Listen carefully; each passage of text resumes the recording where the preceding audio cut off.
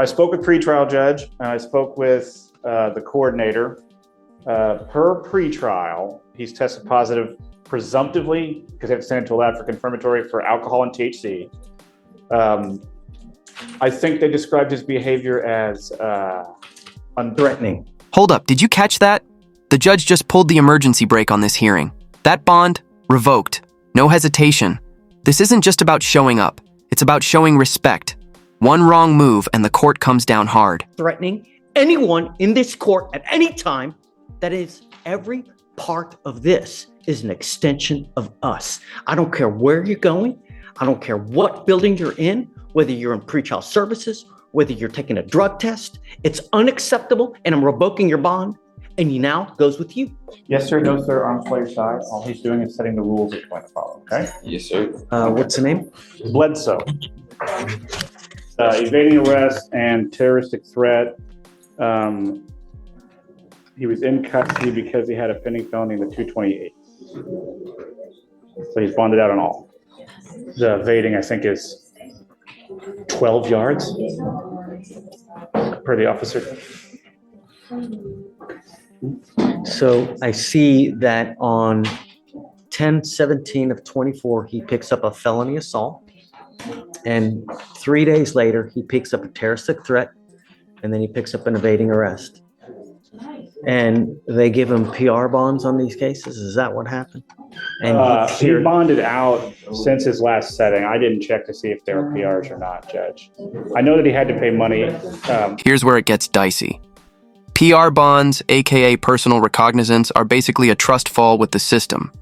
But when someone racks up multiple new charges while out on one, that trust starts to look like a bad joke. In felony court. Yeah, it's just, I'm not down with PR bonds on this. I mean, he picks up 2 new cases if it's the same. Well, hold on a second. Let's not get ahead of ourselves. You've now picked up 2 new cases. You picked up a terroristic threat. You picked up an evading arrest. I will say our cases are the new cases. So I wouldn't call them new. They're just cases.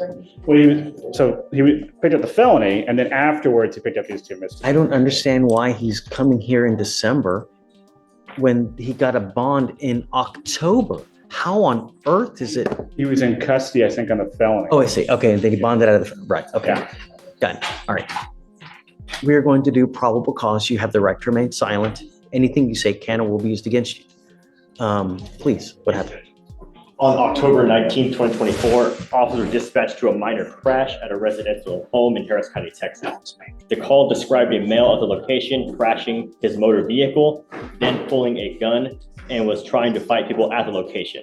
When officers arrived at the location, they observed people at the location pointing at the defendant.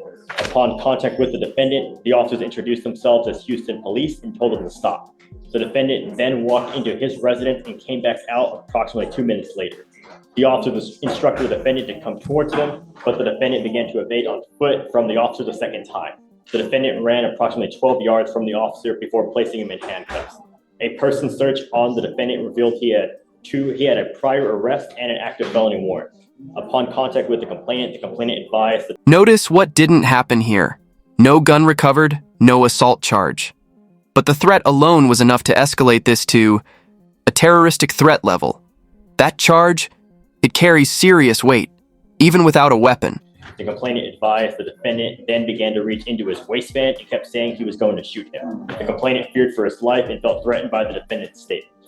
I will say, gun was never found. No charges where the gun were ever filed. They charged him with terroristic threat. They would have charged him with ag assault if the police had believed that a firearm was used. Mr. Bledsoe, let me make something perfectly clear to you. I will do everything in my power to protect my public at all costs. And I don't care if I have to make your bond $2 million. I'm going to do everything in my power to protect my public at all costs. Do you understand? Yes, sir. I don't care who you are. I don't care where you come from. I don't care what, nothing. I want my county safe. You will be signing an affidavit with me today, promising me that you're not going to have any weapons whatsoever. And if I find that you have a weapon, I can have a contempt hearing. You're looking at 180 days in jail every time. This isn't just courtroom theater. This is a wake-up call. The judge is hammering down hard, warning him about guns, drugs, and even much free time.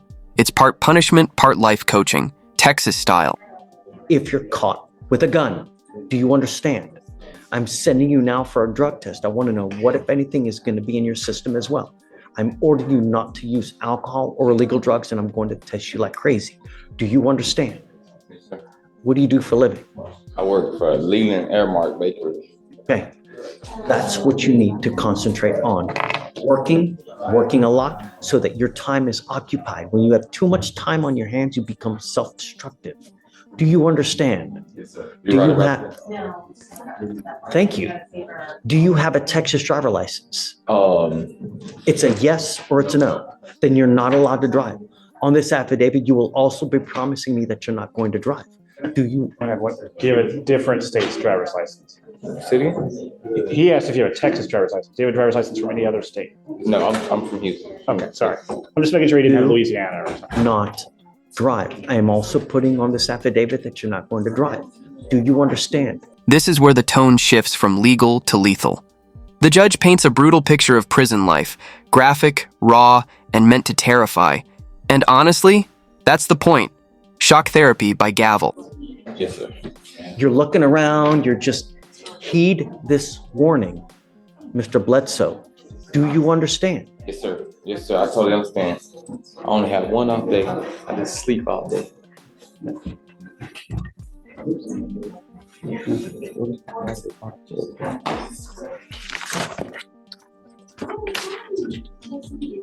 Did I hear him say that he had an objection? No, most definitely not. He was No. just asking me a question. Okay, No just objections. don't use. Stay out of trouble. You're in enough hot water as it is. You know, the thing is, Mr. Bledsoe, is that a lot of people make very, very poor choices when they're out there in life.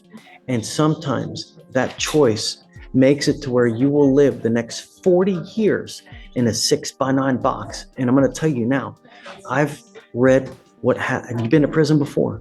Nope. I want you to hear me. I've read stuff about what happens in prisons, and it had me in tears. It was as bad as could possibly. If you think of your worst nightmare, it's worse in our Texas prisons. They don't give a rat's behind about you, and you will be passed around like a proverbial doll. It's awful. Believe me, it's not worth it. Don't have a gun. Yes, sir. All right. Thank you, Judge. All right. Can Judge, I don't believe there has been actually any evidence presented to warrant Hold upon on, Stephen. revocation. She told me yesterday that there had been multiple threats. So, all right, to circle back, there's a couple things. In speaking with pretrial, I have not received any information about threats. I've received information about cursing and rude behavior. Yes, Judge. Don't There was speak. no threat of harm or anything like that. It was just more so attitude. He was making people in our office a little bit uncomfortable just with his demeanor and the things that he was saying, but none of it, to my knowledge, has been anything, putting anyone in danger, threatening danger, anything of that sort. This is where I You want. have an open criminal case. You're to be humble and contrite.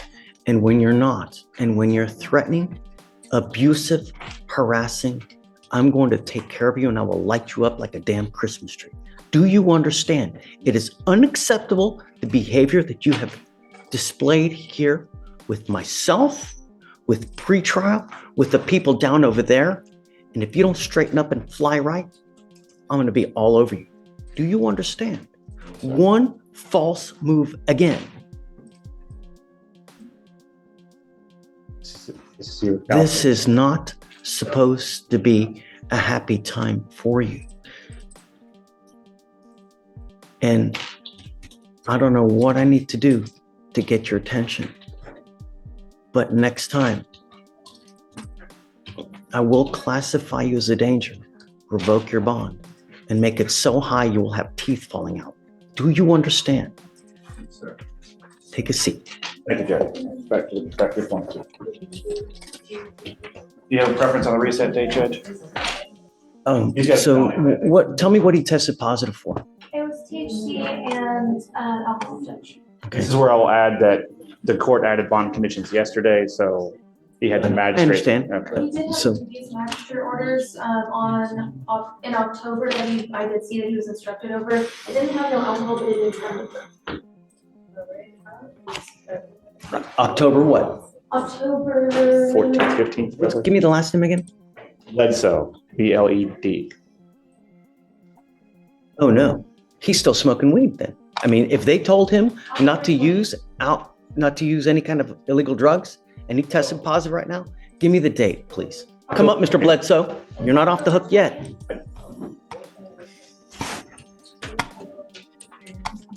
This is where I will repeat my assertion that since he's out on bond, he's entitled to a hearing where the rules of evidence would apply. What we're doing right now. Well, then I'm going to object to hearsay to anything and everything being heard by the court.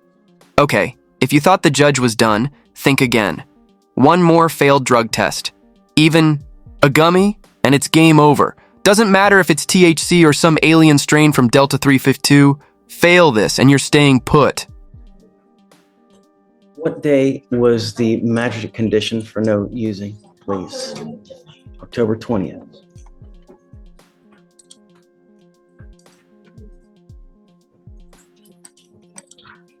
I'll give my spiel about THC seltzers that I could buy at Specs that have no alcohol but have THC in them. You are not to use alcohol. You are not to use illegal drugs. I'm going to give you the benefit of the doubt, and I'm going to test you again in 2 weeks from today. If you test positive for THC again, and I don't care what it is, I don't care if it's a gummy, I don't care if it's a joint, I don't care if it's Delta 8, if it's Delta 9, if it's Delta 352, whatever it may be, you will stay with me. Do you understand? Yes, sir. Get whatever records you need. But if you test positive for THC again, Yes, you're sir. on notice now. You will stay with me. Yes, sir. Okay. Thank you, Judge. Have a seat back in there. Come on. But did you have a preference on the reset date, Judge? 2 weeks, whatever you want. Oh, I'm sorry. You're right. You said And 2 I'll weeks. test them back and we'll see.